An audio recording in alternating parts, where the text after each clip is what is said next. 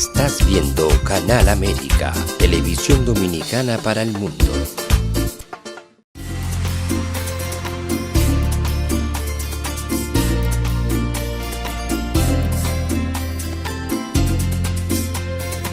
A Time for Truth show is sponsored by the Office of Dr. Bernard Fialkoff, a periodontal, dental implant and laser specialist in New York City, for over 40 years. Dr. Fialkoff was honored by the International College of Dentists and Pierre Fauchard, and received the Presidential Lifetime Humanitarian Honor from the White House. Call us at 718-229-3838. Sometimes life can be so damn hard. You don't know where to go. Everything keeps falling apart. Yeah. You try to do your best, but only God knows that you've given everything you've got, but the world takes you down. You just keep moving on. Let your fears. Welcome to A Time for Truth show. I'm your host, Dr. Bernard Fialkoff. We finished Thanksgiving. I'm a little sad because I love the Thanksgiving time of the year. You know, it's not commercial. It's just with people. It's got a great vibe, a great feeling. And we'll have to wait till next year. Or do we have to wait till next year? Can we create Thanksgiving all year? Interesting. Do we have to wait for a date on the calendar that says November? Or do we simply decide as a group, as a community, as a species, as humanity, that we'd like to create Thanksgiving every day? And probably most people would say, that sounds pretty good to me. I like that holiday. So today's show is going to be about that. It's going to be about life. But first I want to answer a question that many of the viewers ask. They go, how do I become a member? How do I subscribe? How can I see all the previous episodes? Well, we're more than happy to have you. Very simple. You go on YouTube. You click on A Time for Truth show. A Time for Truth show with no spaces. And you'll come up to our site and you'll click on the subscribe button. We'll be very happy to have you as one of our members. So let's get going with the show tonight, because I think this idea sounds pretty interesting, of having a day that feels wonderful, a holiday that feels warm to the heart, Thanksgiving. So let's put up first a little bit about life. A friend of mine who's German introduced me to a German scientist who's very well known, who said that we take things for granted. And he did something very interesting. He raised his hand like this, and then he goes, watch, you didn't watch me, do it again. And he goes, you see how I did that? And none of us ask how it's possible. We just say, well, that's just the way things are. And he said, but we have to try to duplicate that. And if we were to try to do that in a robot, in a computer, could it do it like that quickly and decide that we do this, you see? And we take that for granted. Sometimes I think we take things for granted because we don't have any answers. So we'll see if we can solve some of the mysteries of life. Buddha, let's put the first image up on the screen. And we'll take a look at what is life. And so here we see man. And here you see nature. We see the sun, the rays, the clouds. And there's a certain vibe that comes across even in the image. And it's very interesting because one of my comments to a friend of mine is that the trees and nature never go on strike. I said, very interesting. How is it that nature comes back every year in the springtime? The flowers bloom, the tulips come out of the ground. No one really asks us, well, how do the tulips come out of the ground? Well, they come out of the ground because that's what they do. They're flowers. That's the answer we give each other. And we look in the Webster's dictionary, and it says that we're human beings, but we really don't pay attention to the fact that it says human, which is a type, a modifier, a human being. It doesn't say an extraterrestrial being, because obviously if you were a being, it wouldn't matter which planet you originated from, but you would be a being. And then that would start explaining some of the things that seem to be unexplainable from a scientific perspective. Because how is it that the trees seem to disappear and then they come back? How is it that the engineer read my mind and knew that I wanted this next image of Tesla without asking me? Very interesting, because we communicate as beings, sometimes without words. How many times have you walked into a room and you felt anger or conflict or anxiety, or you knew that those people in that room had just gone through an argument? How did we do that? We never ask ourselves, how did we know? I said, well, we just know. How did we know? But if we look at Webster's dictionary and we listen to Daniel Webster, you go, he was on the ball. He knew that we were human beings. And as a being, we could perceive these energies without touching them, without hearing them, without seeing them. Those being senses of our bodies. And let's take a look at someone who has affected humanity, and really who's affected in this recent age tremendously, Nikola Tesla. And you have the Tesla car, and you have so many of his inventions. The man was tremendously ahead of our time. Einstein was once asked, how did you become such a genius? And he goes, well, I don't really know about being a genius, but if you want to know about a genius, Nikola Tesla. He's a genius. This was Einstein. So then I looked at Tesla, very interesting, to see what his philosophies were. And so that's why I put this on the screen. And he wrote, the day science begins to study non-physical phenomena, which would mean walls, energies, things like this, lights. The day science begins to study non-physical phenomena, it will make more progress in 1 decade than all the previous centuries of its existence. Very, very interesting statement, because this came from a man who invented and changed so much in the world. It is said that in the 30s, he invented a car. And the car supposedly ran without fuel, which means without gasoline, without kerosene, without diesel, and without a battery, which means it wasn't electric. It didn't run on electricity. So you say, well, how is it possible? What did the car run? What was the man pushing it? Where were the horses? Well, what happens is Tesla had been experimenting with free energy. And he felt that there was energy all around the earth that we could tap into. And he actually did invent this car, and it existed. And then you wonder, well, why did it disappear? Why don't we have it today? That happened in 1930. You're talking about 110 years ago. Actually, a little bit less.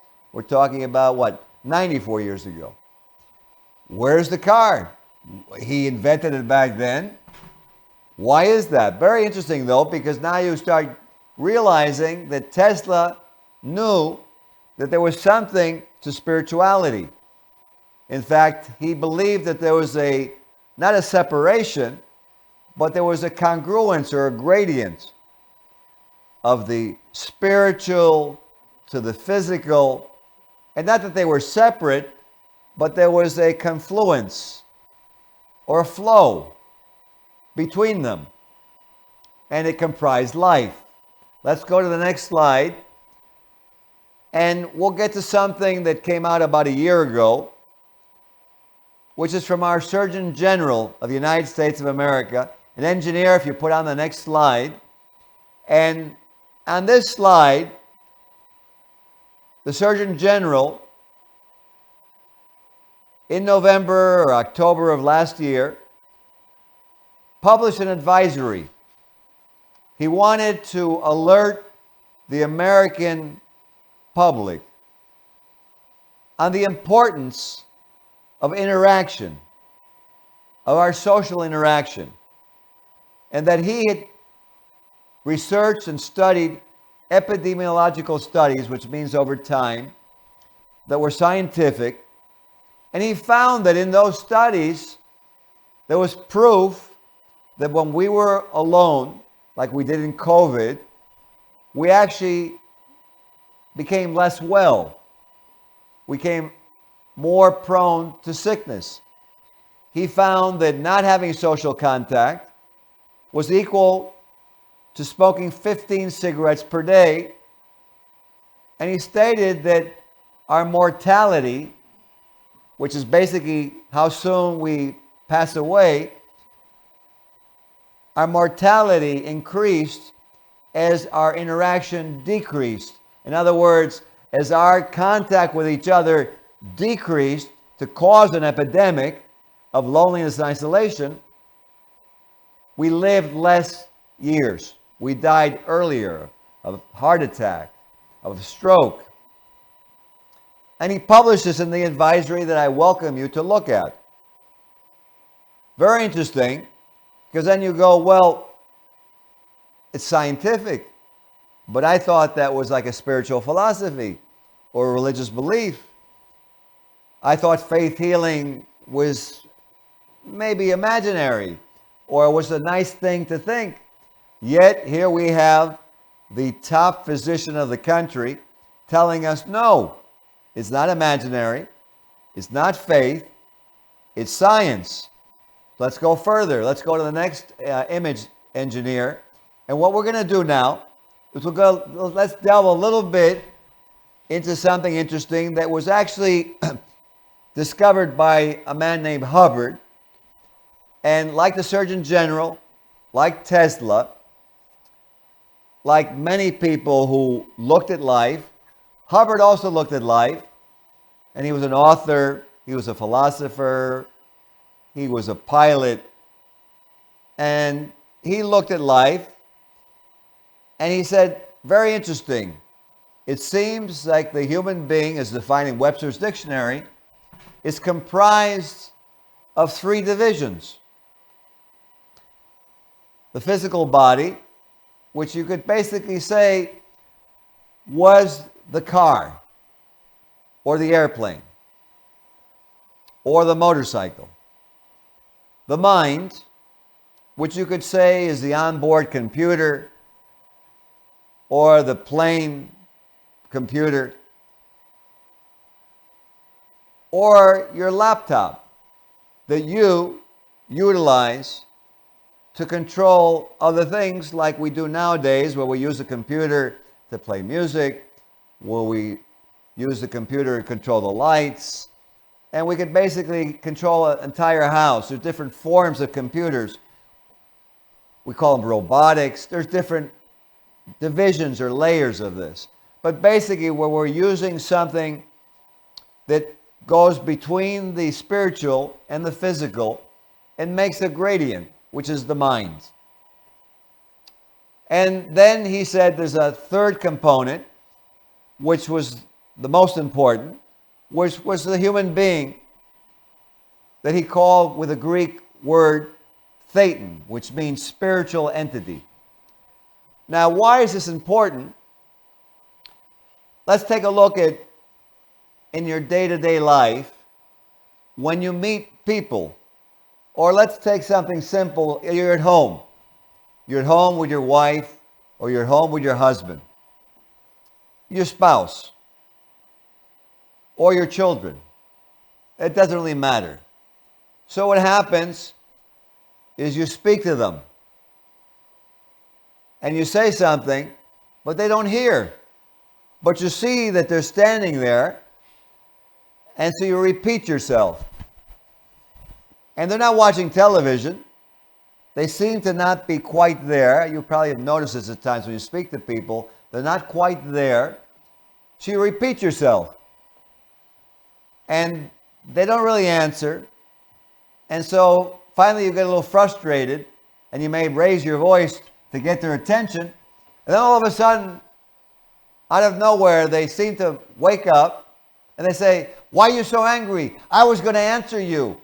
Have some patience." I'm sure it's never happened to you. You probably live on another planet. But if you live on Earth, this is everyday existence. It doesn't have to happen. Sometimes we're very lucky and we have a spouse or a friend or a situation, or you speak to the other person, they hear you, they communicate back, you get along wonderfully well, and everything goes very smoothly. But that's ideal. Let's take a look at the reality of what happens. Why is this happening that you speak to someone and they don't hear you? They're there in front of you, their body is there in front of you, but yet they don't hear you. Why? Because the mind has occupied them. And you could say their attention is elsewhere. And what happens is when you say something to them, even though the windows are open, the lights are on in the house, it doesn't go to the being. It goes within the mind, and it stays within the computer. It's like when you put a virus in your computer, the computer takes quite a while to work. You keep punching the keys, and all you do is you keep getting more circles going around on your screen until you get so frustrated that you turn the computer off. And then the computer reboots, which would be clearing the mind. And once you cleared the mind, now the human being, which we're calling the Thetan, would be in front of you and would be coherent and would hear you. Probably at that point, that person would apologize to you, and I'm sure you had that happen too. If you had someone who you tried to communicate with, they got you exasperated, and then they seem to come back, and if they really look at it and an argument doesn't ensue from that lack of communication, then the person says to you, "I'm sorry, I don't know where I was at, but I want you to hear our words," because many times we're geniuses. We just don't listen to what we say. We don't pay attention. "I don't know where I was at." Profound words that we take for granted. And you say, "Oh, okay, it's no problem. I forgive you." What that person was telling you is, as a human being, their attention had gone somewhere else. And possibly, even they themselves went somewhere else, just like the pilot can go from the cockpit to the passenger area, back to the stewardesses in the, where the food is made, and come back to the cockpit. He's not always in the same position in the airplane.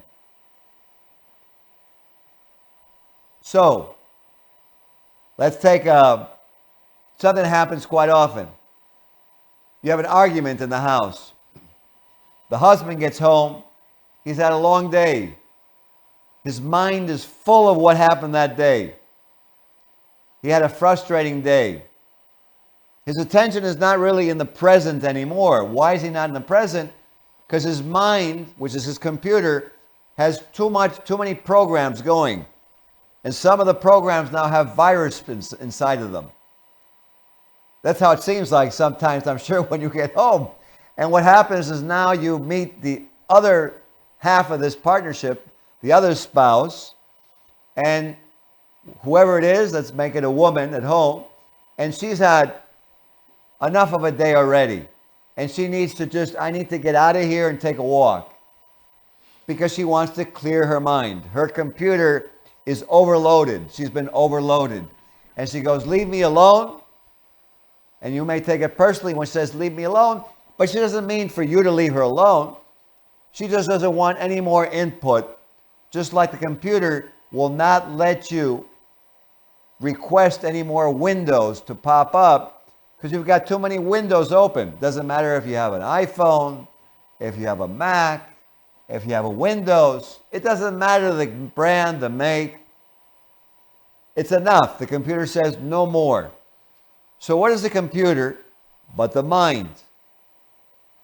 And then you have the body, the car. So sometimes when you're driving, you the being are driving, you have an accident.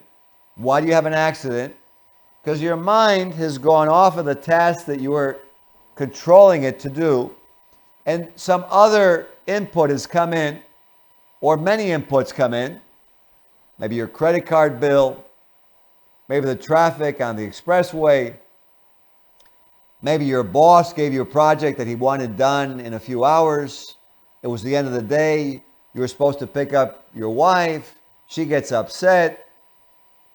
Then your kids are annoyed. Before you know it, you've overloaded your mind. And there's so much going on, you're no longer in 2024. Maybe you got thrown back to a time when you were younger and something similar occurred. I'm sure that's happened to you, where you go, oh my God, is this ever going to get better? Again, we have to listen to ourselves. Is this ever going to get better? We say, well, okay, he's just saying, is this ever going to get better? What is he saying? Am I ever going to be able to clear that mind so that when this happens, I don't fall prey to these same negative emotions? Now, life is not perfect, and you're going to experience ups and downs. It's not going to be just a rocket ride up. Life has its accidents. But we want to take a look at it. So why are these happening? Because you as a human being wouldn't cause them. You'd want to just have an easy day in harmony with nature. I don't think there's anyone on earth who wouldn't like to take a walk in wooded area in a warm day with a breeze, maybe about 70 degrees, or on the beach. On the beach, and it's about 80 degrees. It's maybe at 6 o'clock at night, so it's not too sunny, it's not too hot. The water's warm. We all would enjoy that. There's no negativity to it. But when you insert negativity or pressure, now we start making mistakes.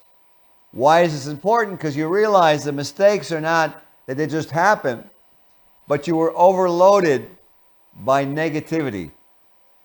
And this is what Tesla was talking about. And this is what Hubbard was talking about. And this is what the Surgeon General was talking about.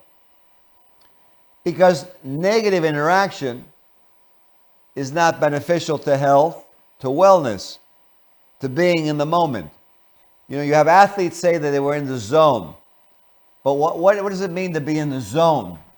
Well, when an athlete's in the zone, I'm sure you've seen that they say they saw the whole court. Some people say, oh, that's nonsense. But they don't have explanations of how they pass behind the back, how they see people in the periphery, or how a quarterback throws a pass 60 yards downfield to the exact spot and the receiver catches it. Whereas these other athletes weren't there, and the one who was in the zone is a touchdown. But if you look at it from the viewpoint of what we're discussing tonight on this show, you can see the success then has to be in that zone. We want to be in the zone where as a human being, we're controlling the things around us, including our body. And the mind is not cluttered. You're controlling it. So you're going forward. Let's break this down then to something that would be worthwhile for you when you get home from work tonight, tomorrow. If you had a long day, before you go home to your spouse, take a walk. Listen to nice music. Maybe take a little longer going home and go somewhere. Maybe go shopping. buy some things that will make you feel like you completed some things that you wanted to do. Maybe you can go and buy yourself something. You know, it's having. Sometimes it's nice to have something. Sometimes when we plan a vacation, it's nice to have that. Sometimes when we complete something in our work and we complete a task, that's also having. It doesn't have to be material. As Tesla said, it can be spiritual. And we complete a cycle. Completing tasks. It alleviates the negativity. It alleviates the pressure. And what happens is now you again as a human being are in control. Now, it may seem that, well, okay, but that's common sense. But then I ask you, have you fought with your wife recently? Did you get upset with your husband when he came home and he just didn't pay any attention to you? Well, now you understand why he didn't pay attention to you. He wasn't flirting with another woman. He came home upset because he had too much at his job. And you let him come out of that, or you let him vent, and you'll have him in front of you again as the being. Or maybe if you're a boss at work and you're trying to get your employees to function and they don't hear you, and it goes on for an hour and a half at the beginning of your day after you've been through the expressway where people try to run you into the soft shoulder, which never happens, I know. But now you understand that number one, you probably would need to clear your space, get back to being you again, and you in control then help to clear your employees, clear your family, so that you can then create what you want to create in a calm, happy, wellness manner. So I hope this show puts you to thinking. Remember, the Surgeon General of our country came out with the advisory almost a year ago now. Check it out online. Remember, Nikola Tesla, Hubbard, many, many others have spoken about the miracle of life. Investigate. Find out for yourself and create a better day for you tomorrow. It's always a pleasure being with you. I hope you find this useful. And until the next time, have a great night. Have a great week. And feel free to write me your wins and successes at atimefortruthshow@gmail.com. atimefortruthshow@gmail.com. I welcome your communications and your successes. Have a very good night. This show was sponsored by A Time for Truth Foundation Incorporated as a community service. Sometimes life can be so damn hard. You don't know where to go. Everything keeps falling apart. Yeah. You try to do your best, but only God knows that you've given everything you've got, but the world takes you down. You just keep moving on. Let your feet